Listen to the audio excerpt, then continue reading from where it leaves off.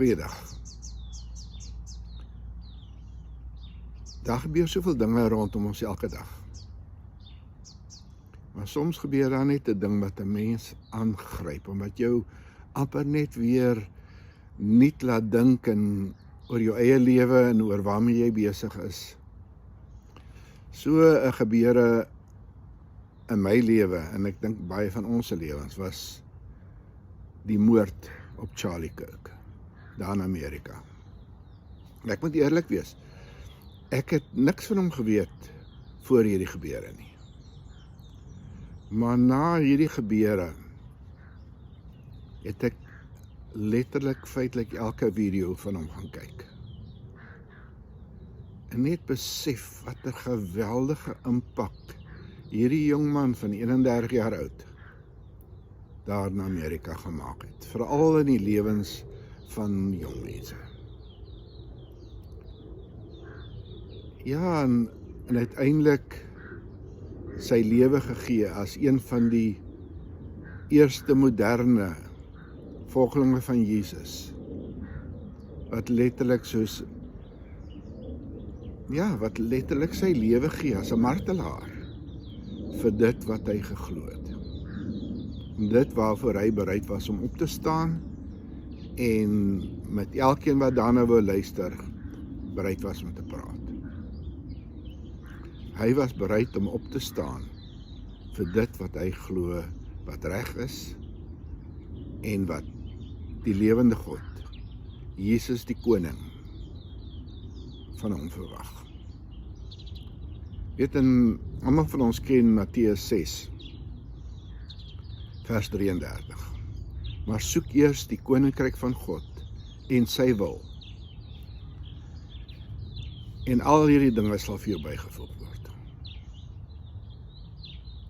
Dat 'n mens kan dit opsom en jy kan sê, dit waaroor die lewe gaan, dit wat 'n mens se lewe sin gee.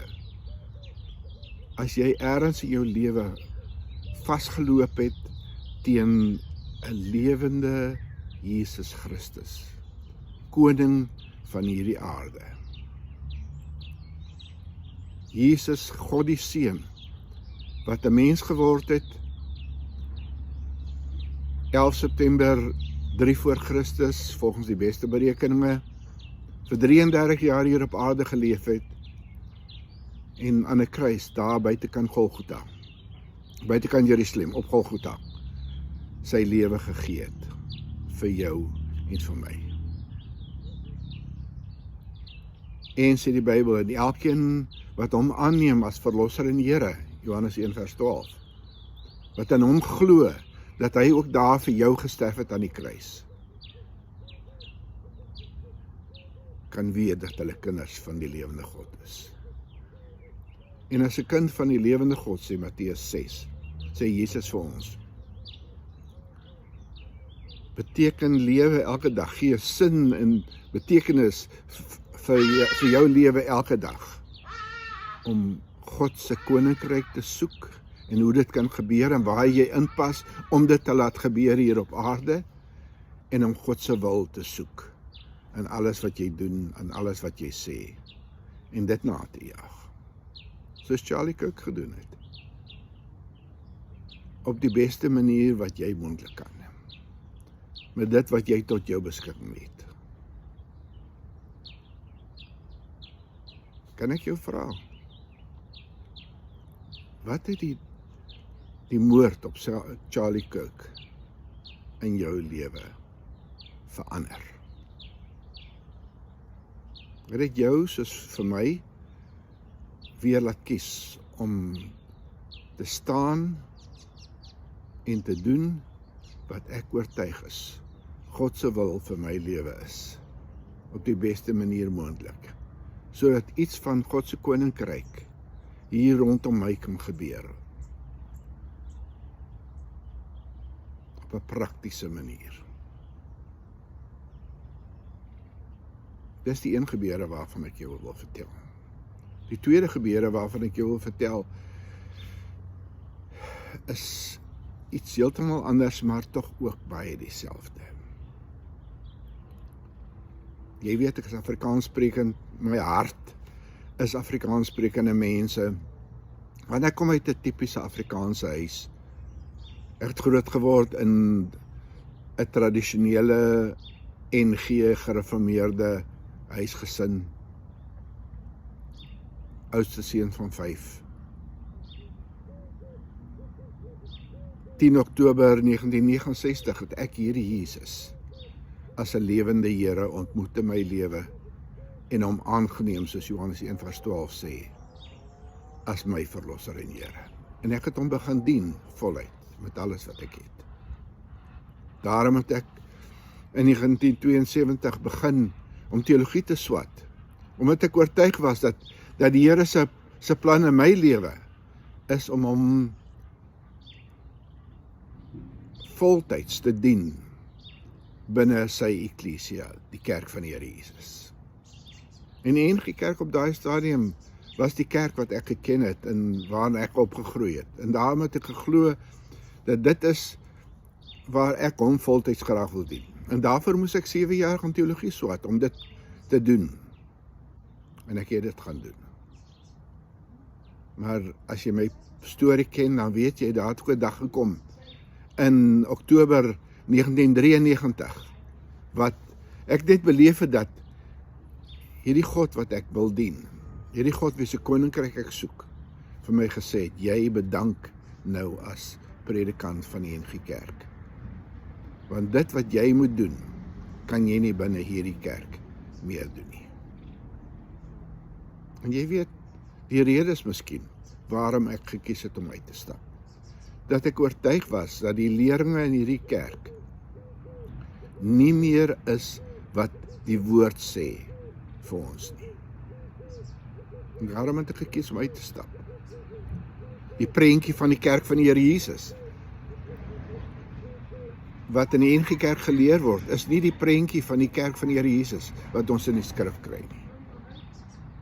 Ek bedoel, hulle bedien die doop aan babas, waar hulle sê vir daai kind en sy ouers, dat hierdie kind met die bediening van hierdie teken aan hierdie kind, ingelei word by die kerk van die Here Jesus, deel word van die ware kerk van die Here Jesus, as 'n baba. Terwyl, en dit het ek ontdek, die skrif, die Bybel sê, Romeine 6 byvoorbeeld, dat die Bybelse doop net bedien kan word aan gelowiges. En omdat ek oortuig was, dat die prentjie van die kerk, wat binne die NG Kerk geleer word, nie die prentjie is van die kerk, wat ek in die skrif van lees nie. En ja, dit was 1993.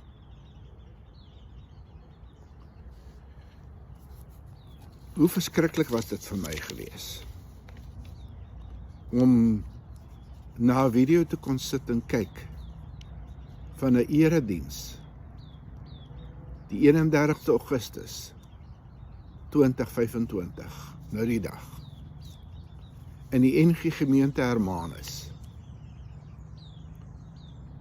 waar godsdienst, verskillende godsdienste, Mohammedane, saam met Christene by mekaar kom, as deel van 'n intergodsdienstige nagmaalsdiens nogal, in hierdie gemeente. En die dominee, die twee dominees, dominee Johan Botha, dominee Corneille Kemp, het hulle lidmate in hulle kerkraad oortuig, dat dit is wat 'n vers soos Matteus 6, vers 33 vir ons sê. Dit is wat dit beteken om God se koninkryk te soek en sy wil vir hierdie gemeente.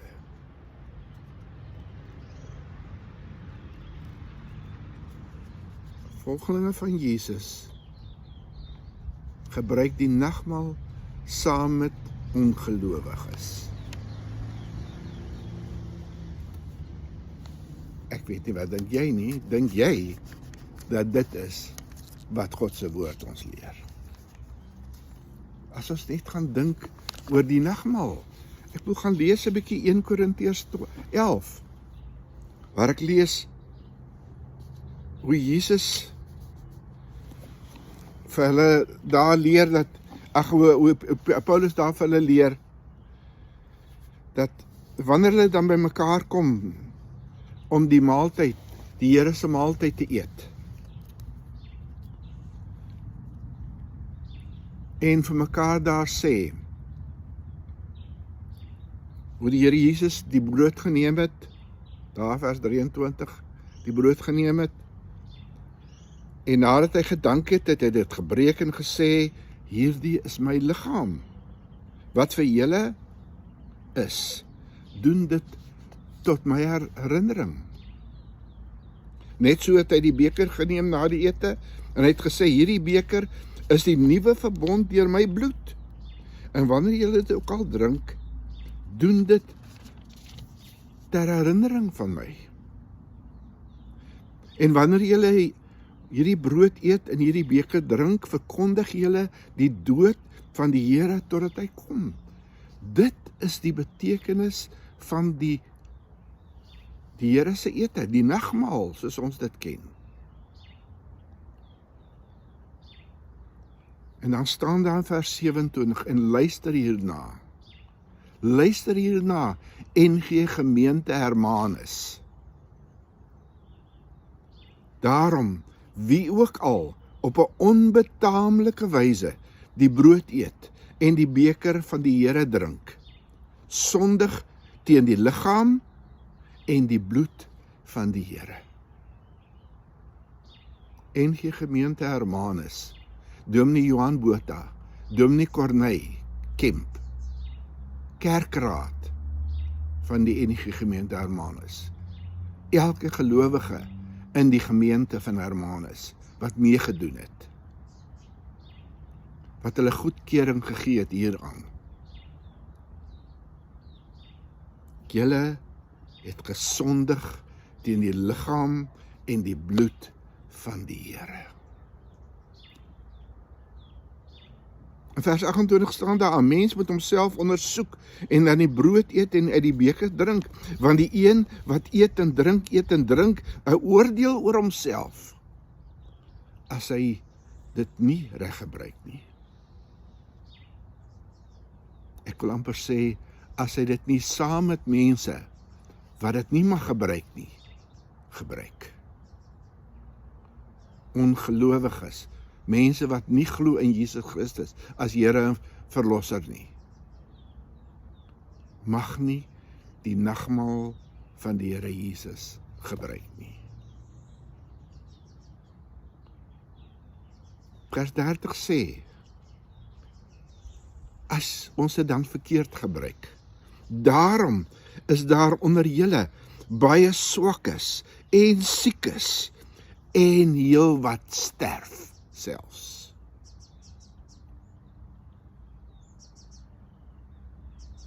Waar gelowige volgelinge van Jesus die nagmaal gebruik op 'n onbetaamlike wyse, anders as wat die Here Jesus ons geleer het, anders as wat God in sy woord ons leer, gebruik ons hierdie teken onbetaamlik en die oordeel van God rus op ons.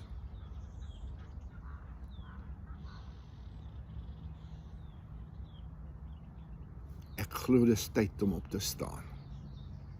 Ek glo dis tyd om te sê nee, genoeg is genoeg. Hierdie is dwaling, hierdie is nie in lyn met God se woord nie. En om uit te stap. Omdat jy van oortuig is, Matteus 6 vers 33, om God se koninkryk te soek en sy wil, beteken in daai situasie ten minste dit. Wat is jy bereid om prys te gee, om te doen, om te sê, omdat jy gekies het om God se koninkryk te doen en om God se wil te soek vir alles in jou lewe, vir daar waar jy is, daar waar die Here jou geplaas het, in daai situasie. Wat is jy bereid om te doen? Ja, en wat 'n prys is jy selfs bereid om te betaal? Dalk soos 'n Charlie Kirk met jou lewe. Ek weet nie van jou nie, maar ek het gekies. Ek het gekies om te sê genoeg is genoeg, om op te staan, om so hard as wat ek kan te praat, ja, om selfs my lewe te gee hiervoor, as dit nodig is.